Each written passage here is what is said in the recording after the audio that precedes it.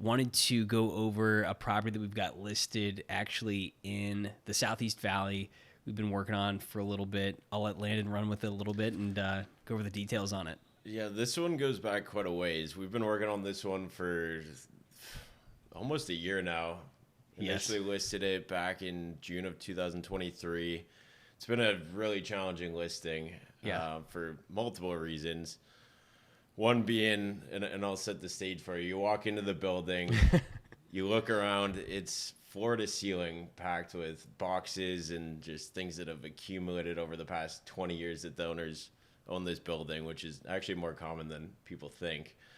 But it's been a very challenging property to show. We got a lot of interest. It's in a great location. The size range is great. It's about 10,000 square feet.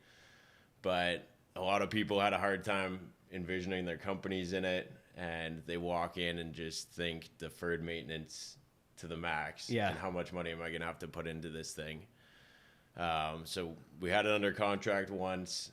The first buyer ended up dropping out, just factored in too much capital expenditure. It was going to be over budget by the time they were able to close on it. The second buyer actually was concerned about the city and having to sprinkler the whole building, all the work that it's going to take to do that, and also the tenants being able to get out in time.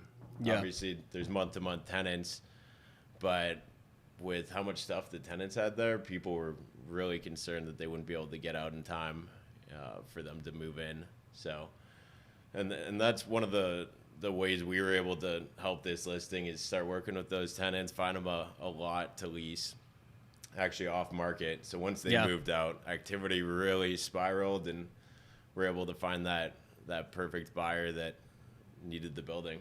Yeah. I guess what would be the lesson learned or the moral of this story here? Yeah, the lesson learned would be take more time up front, really set those expectations with the seller of what we can do to get this building show ready. Yeah. So start cleaning it out before listing, get the building painted, which we did. Yep. And then also relocate the tenants. They weren't a very attractive use. Yeah.